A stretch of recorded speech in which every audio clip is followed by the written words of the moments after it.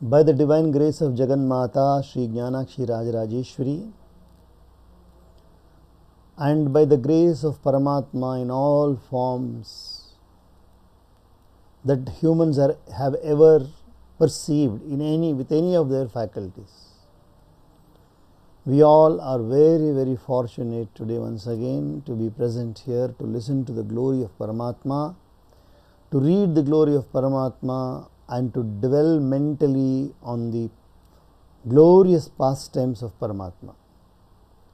ಜಗನ್ಮಾತೆ ರಾಜರಾಜೇಶ್ವರಿ ಅಮ್ಮನವರ ಕೃಪೆಯಿಂದ ಪರಮಾತ್ಮನ ಎಲ್ಲ ರೂಪಗಳ ಮನುಷ್ಯನಿಗೆ ಗೋಚರವಾಗಿರುವ ಅಥವಾ ಪ್ರತೀತಿಯಾಗಿರುವ ಯಾವುದೇ ರೂಪವಾಗಲಿ ಆ ಎಲ್ಲ ರೂಪಗಳ ಕೃಪೆಯಿಂದ ನಾವೆಲ್ಲರೂ ಇವತ್ತು ಮತ್ತೆ ಭಾಗ್ಯವಂತರಾಗಿದ್ದೇವೆ ಭಗವಂತನ ಲೀಲೆಯ ಬಗ್ಗೆ ಮನನ ಮಾಡಲು, ಕೇಳಲು, ಓದಲು.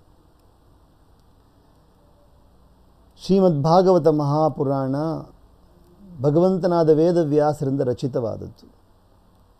The Shrimad Bhagavata Mahapurana has been compiled by Bhagavan Vedavyasa rishi, whose glories so spread all over the world. He is called as Bhagavan Vedavyasa Rishi. ಸಾಕ್ಷಾತ್ತಾಗಿ ಅವರೂ ಒಂದು ಲೀಲೆಯನ್ನು ಮಾಡ್ತಾ ಇದ್ದಾರೆ. ಅವರು ಇದನ್ನು ಸುಂದರವಾಗಿ ರಚನೆ ಮಾಡಿದ್ದಾರೆ. ಪರಮಾತ್ಮನ ಲೀಲೆಯನ್ನು ತಪಸ್ಸಿನಿಂದ ಅವರಿಗೆ ಗೋಚರವಾಗಿ ಅವರು ಅದನ್ನು ರಚನೆ ಮಾಡಿದರು. He has seen this Leela through his tapasya, and then he is now narrating it to us through many, many, many different speakers. Now the speaker is Uddhava and the listener is Vidura. So now the Yadavas also are going to be terminated by Bhagavan Krishna's Leela, because they have once again moved away from the path of dharma. Puryam kadachit kridadbhir yadubhoja kumarakaihi kopita munayashepur bhagavan matakovidaha tatah katipayair masair वृष्णिभोजान्धकादयः ययुः प्रभासं संहृष्टा रथैर्देवविमोहिताः तत्र स्नात्वा पितॄन् देवान् ऋषींश्चैव तदम्भसा तर्पयित्वाथ विप्रेभ्यो गावो बहुगुणा ददुः हिरण्यं रजतं शय्यां वासांस्यजिनकं बलान् यानं रथानिभान् कन्या धरां वृत्तिकरीमपि अन्नं चोरुरसं तेभ्यो दत्त्वा भगवदर्पणं गोविप्रार्थासवः शूरा प्रणेमुर्भुवि मूर्धभिः. जय जय श्रीमद्भागवते महापुराणे पारमहंस्यां संहितायां तृतीयस्कन्धे विदुरोद्धव संवादे तृतीयः.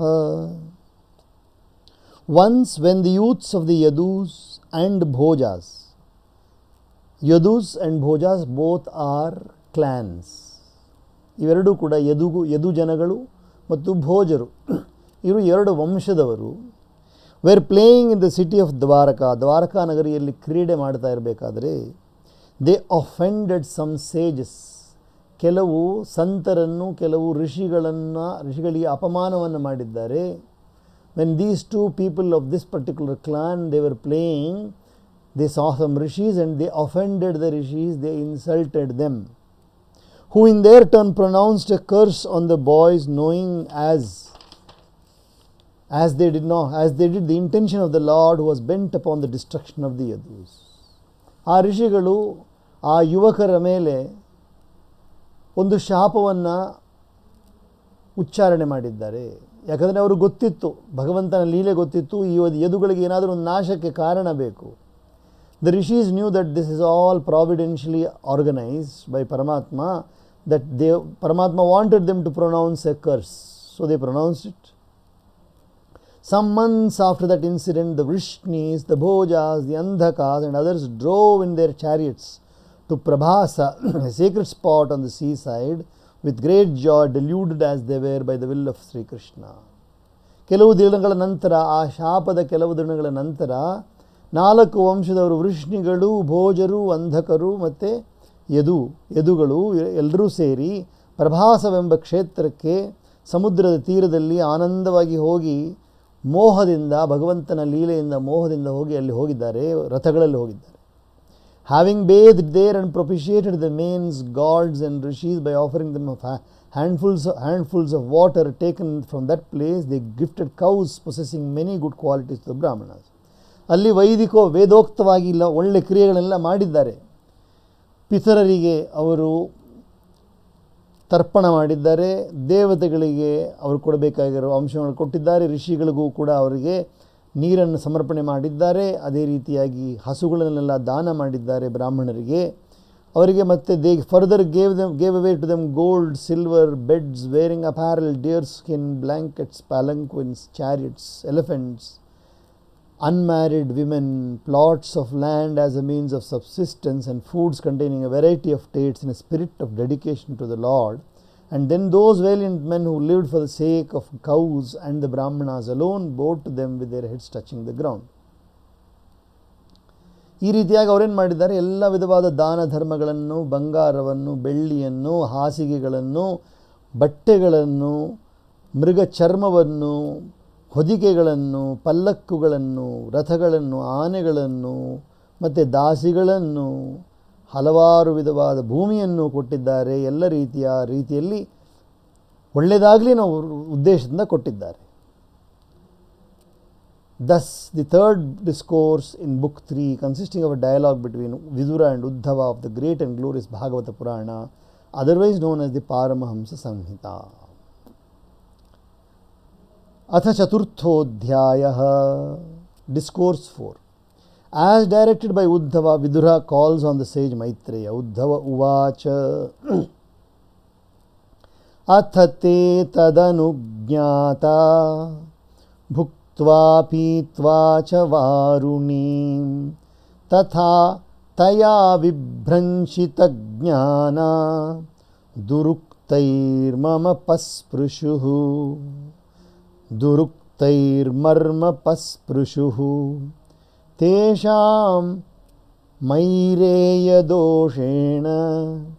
विषमीकृतचेतसां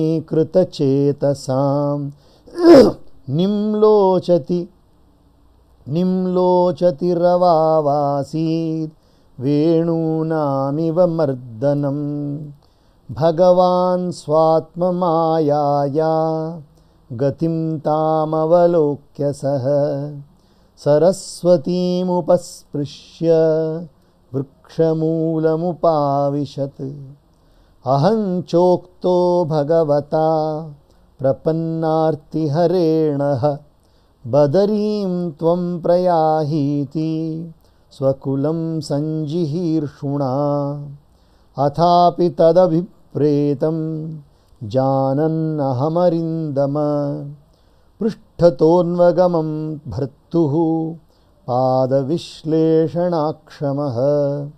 अद्राक्षमेकमासीनं विचिन्वन् दयितं पतिं श्रीनिकेतं सरस्वत्यां कृतकेतमकेतनं श्यामावदातं विरजं प्रशान्तारुणलोचनं दोर्भिश्चतुर्भिर्विदितं पीतकौशाम्बरेण च वामऊरुवधिश्रित्य दक्षिणाङ्घ्रिसरोरुहम् अपाश्रितार्भकाश्वत्थ अकृशं त्यक्तपिप्पलं तस्मिन्महाभागवतो द्वैपायनसुहृन्सखा लोकाननुचरन् सिद्ध आससादयदृच्छया तस्यानुरक्तस्य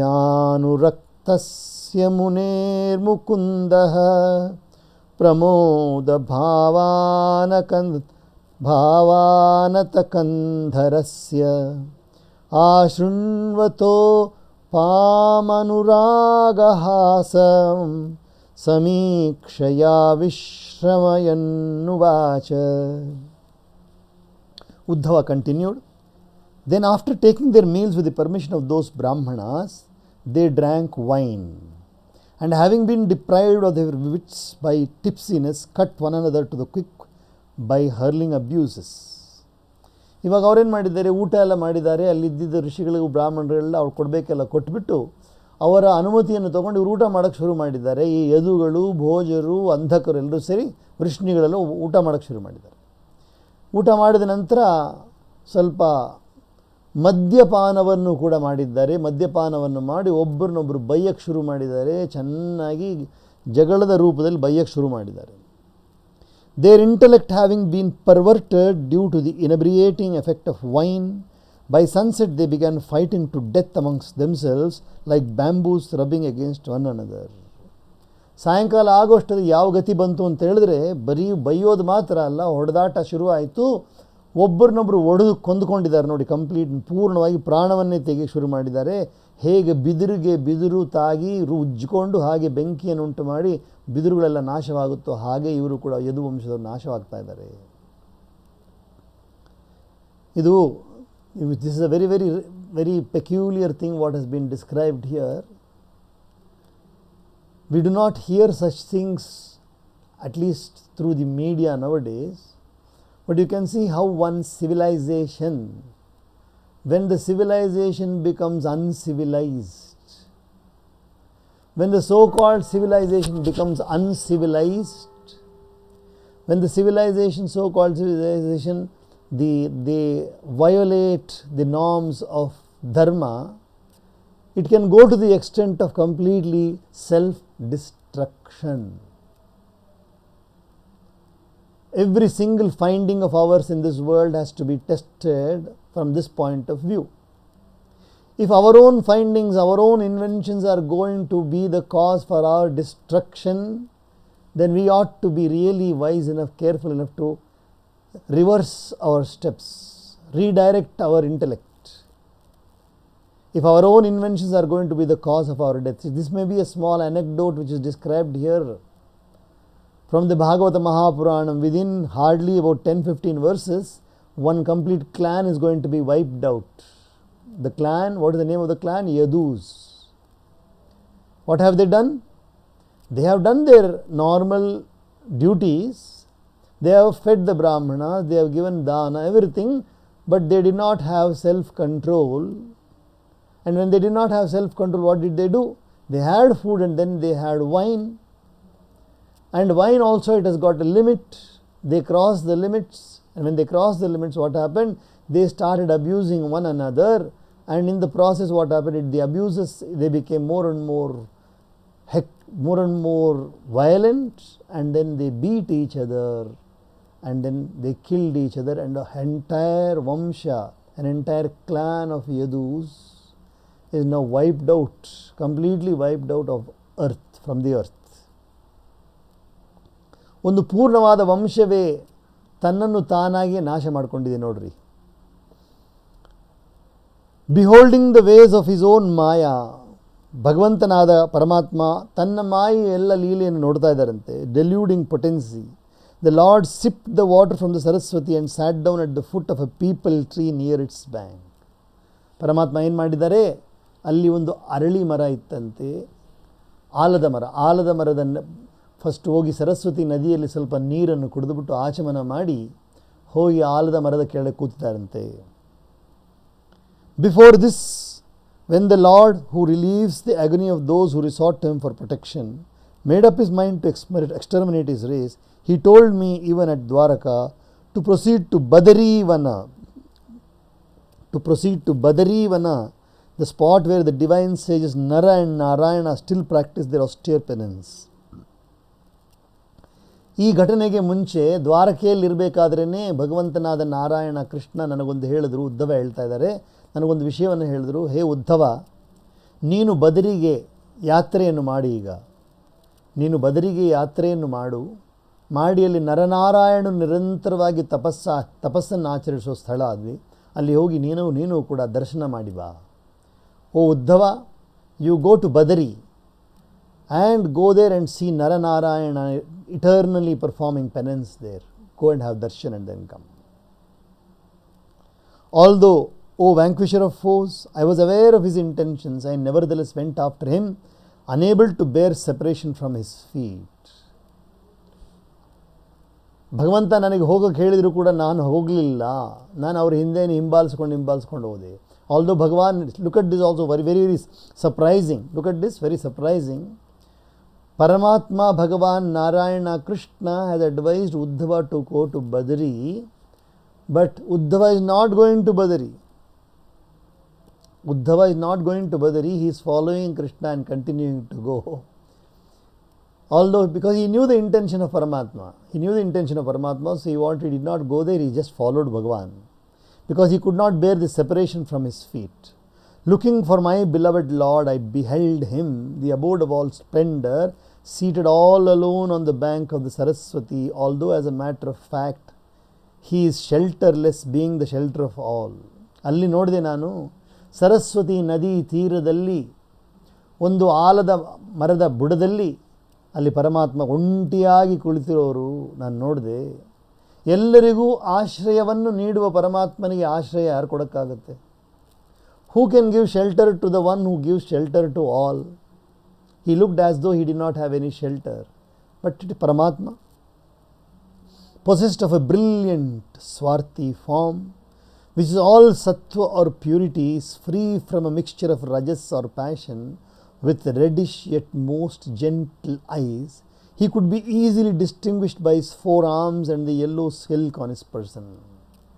ಅದ್ಭುತವಾದ ಸುಂದರವಾದ ಸ್ವರೂಪವುಳ್ಳವರು ಪರಮಾತ್ಮ ಅಲ್ಲಿ ಕೂತಿದ್ದಾರೆ. ಸತ್ವದಿಂದ ತುಂಬಿರೋರಾಗಿದ್ದಾರೆ. ರಜಸ್ ಅನ್ನೋದು ಇಲ್ಲವೇ ಇಲ್ಲ. ರಜೋಗುಣವಾಗಲಿ ತಮೋಗುಣ ಅವರಲ್ಲಿ ಇಲ್ಲವೇ ಇಲ್ಲ. ಕೆಂಪಾದ ಕಣ್ಣುಗಳು, ಅತ್ಯಂತ ಕೋಮಲವಾದ ಮೃದುವಾದ ನೋಟ. ಅವರ 4 ಕೈಗಳನ್ನು ನೋಡಿ, ಅವರ ಪೀತಾಂಬರವನ್ನು ನೋಡಿ ನಾನು ಕಂಡಿಟ್ಕೊಂಡಿದ್ದೆ ನನ್ನ ಪರಮಾತ್ಮನೇ ಆಗಿರಬೇಕು, ನನ್ನ ಪ್ರಿಯವಾದ ಭಗವಂತನಾದ ಶ್ರೀಕೃಷ್ಣನೇ ಆಗಿರಬೇಕು ಅಂತ ನಾನು ಗುರುತಿಸಿಕೊಂಡೆ. Because he had followed, Uddhava had followed Bhagavan Sri Krishna instead of going to Badari. He could not bear the separation from Bhagavan Sri Krishna, so he followed Sri Krishna. Ultimately, he found him sitting down under the tree, under the banyan tree, under the peepal tree, on the bank of Saraswati river. He was wearing the Pitambar and his beautiful, brilliant form. His 4 arms, he could easily recognize that this is my Lord. His beautiful eyes. Placing his lotus-like right foot on his left thigh, he was reclining against a young Ashwatha peepal tree and was full of joy even though he had renounced the pleasures of sense. ಕಾಲನ್ನು, ಒಂದು ಕಾಲು ಬಲಗಾಲನ್ನು ಎಡಗಾಲ ತೊಡೆಯ ಮೇಲೆ ಇಟ್ಟುಕೊಂಡು ಅಲ್ಲಿ ಒರಗಿಕೊಂಡು ಕೂತ್ಕೊಂಡಿದ್ದಾರಂತೆ. ಎಲ್ಲಿ? ಆ ಆಲದ ಮರದ ಬುಡದಲ್ಲಿ ಕೂತಿದ್ದಾರೆ. ಪರಿಪೂರ್ಣವಾದ ಆನಂದ ಸ್ವರೂಪವಾಗಿ ಕಾಣಿಸ್ಕೊಳ್ತಾ ಇದ್ದಾರಂತೆ. ಯಾವುದೇ ರೀತಿಯಾದ ಐಂದ್ರಿಯ ಸುಖ ಇಲ್ಲದೇ ಇದ್ದರೂ ಕೂಡ ಆನಂದಮಯವಾಗಿ ಕಾಣಿಸ್ತಾ ಇದ್ದಾರಂತೆ. Meandering through the various woods, there came by chance at that moment the enlightened sage Maitreya, a great devotee of the Lord and loving friend and fellow student of the sage Dvaipayana, Vedavyasa. ನಾನೀಗ ನೋಡ್ತಾ ಇರಬೇಕಾದ್ರೇ ಅಲ್ಲಿ ಮೈತ್ರೇಯ ಋಷಿ ಬರ್ತಾ ಇದ್ದಾರಂತೆ. ಭಗವಂತನಾದ ವೇದವ್ಯಾಸರ ಶಿಷ್ಯರಾದವರು ಮೈತ್ರೇಯ ಋಷಿ ಅಕಸ್ಮಾತಾಗಿ ಆ ವನದಿಂದ ಬರ್ತಾ ಇದ್ದಾರಂತೆ. ಆ ಮರಗಳ ನಡುವೆ ವನದಿಂದ ಬರ್ತಾ ಇದ್ದಾರಂತೆ ಅಕಸ್ಮಾತಾಗಿ. The great enlightened sage Maitreya, a great devotee of the Lord and a loving friend and fellow student of the great sage Dvaipayana, he is coming through the woods. While that devoted sage stood listening with rapt attention, his head bent low in the ecstasy of delight and emotion, Lord Sri Krishna, the bestower of liberation, spoke to me as follows, refreshing me by his endearing smiles and affectionate glances. ಆಗ ಭಗವಂತನಾದ ನಾರಾಯಣ, ಭಗವಂತನಾದ ಶ್ರೀಕೃಷ್ಣ, ಅಖಂಡ ಕೋಟಿ ಬ್ರಹ್ಮಾಂಡಾದೀಶ್ವರರು, ಆ ಅವತಾರವನ್ನು ತಾಳಿ ಅಲ್ಲಿ ಕುಳಿತಿರೋ ಆ ಪರಮಾತ್ಮ ಮೈತ್ರೇಯ ಋಷಿಯಲ್ಲಿರಬೇಕಾದರೆ ನನ್ನನ್ನು ನೋಡಿ ತುಂಬ ಸುಂದರವಾದ ಮುಗುಳು ನಗೆಯೊಡನೆ ನನ್ನ ಬಳಿಯಲ್ಲಿ ಈ ರೀತಿಯಾಗಿ ಮಾತನಾಡ್ತಾರಂತೆ. ಶ್ರೀ ಭಗವಾನುವಾಚ ವೇದಾಹಮಂತರ್ಮನಸೀಪ್ಸಿತಂ ತೇ ದದಾಮಿ ಯತ್ತದ್ದುರವಾಪಮನ್ಯೈ ಸತ್ರೇ ಪುರಾ ವಿಶ್ವಸೃಜಾಂ ವಸೂನಾಂ ಮತ್ಸಿದ್ಧಿಕಾಮೇನ ವಸೋ ತ್ವಯೇಷ್ಟಃ ಸ ಏಷ ಸಾಧೋ ಚರಮೋ ಭವಾನಾಂ ಆಸಾದಿತಸ್ತೆ ಮದನುಗ್ರಹೋ ಯತ್ ಯನ್ಮಾಂ ನೃಲೋಕಾನ್ ರಹೌತ್ಸೃಜಂತಂ ದಿಷ್ಟ್ಯಾದದೃಶ್ವಾನ್ ವಿಶದಾನುವೃತ್ತ್ಯಾ ಪುರಾ ಮಯಾ ಪ್ರೋಕ್ತಮಜಾಯನಾಭ್ಯೇ ಪದ್ಮೇ ನಿಷಣ್ಣಾಯ ಮಮಾದಿಸರ್ಗೆ ಜ್ಞಾನಂ ಪರಂ ಮಹಿಮಾವಭಾಸಂ ಯತ್ಸೂರಯೋ ಭಾಗವತಂ ವದಂತಿ. ಈಗ ಆ ಭಗವಂತ ಬಂದು ಉದ್ಧವನನ್ನು ಉದ್ದೇಶಿಸಿ ಹೇಳ್ತಾರೆ. ಅತ್ಯಂತ ಮಧುರವಾದ ಮೃದುವಾದ ವಚನಗಳನ್ನು ಹೇಳ್ತಾ ಇದ್ದಾರೆ. ಆ ವಚನಗಳು ಯಾವುವು, ಪರಮಾತ್ಮ ಏನು ಹೇಳ್ತಾ ಇದ್ದಾರೆ ಎಂಬುದನ್ನು ಮುಂದಿನ ಸತ್ರದಲ್ಲಿ ನಾವು ನೋಡೋಣ. ಶ್ರೀಕೃಷ್ಣ ಗೋವಿಂದ ಹರೇ ಮುರಾರೇ, ಹೇ ನಾಥ ನಾರಾಯಣ ವಾಸುದೇವ. ಶ್ರೀಕೃಷ್ಣ ಗೋವಿಂದ ಹರೇ ಮುರಾರೇ, ಹೇ ನಾಥ ನಾರಾಯಣ ವಾಸುದೇವ. ಹೇ ನಾಥ ನಾರಾಯಣ ವಾಸುದೇವ, ಹೇ ನಾಥ ನಾರಾಯಣ ವಾಸುದೇವ. ಓಂ ಸಹನಾವವತು ಸಹನೌ ಭುನಕ್ತು ಸಹ ವೀರ್ಯಂಕರವಾವಹೈ ತೇಜಸ್ವಿನಾವಧೀತಮಸ್ತು ಮಾ ವಿದ್ವಿಷಾವಹೈ. ಓಂ ಶಾಂತಿ ಶಾಂತಿ ಶಾಂತಿ. ಸರ್ವೇ ಭವಂತು ಸುಖಿನಃ, ಸರ್ವೇ ಸಂತು ನಿರಾಮಯಾಃ, ಸರ್ವೇ ಭದ್ರಾಣಿ ಪಶ್ಯಂತು, ಮಾ ಕಶ್ಚಿತ್ ದುಃಖಭಾಗ್ ಭವೇತ್. ಓಂ ಶಾಂತಿ ಶಾಂತಿ ಶಾಂತಿ.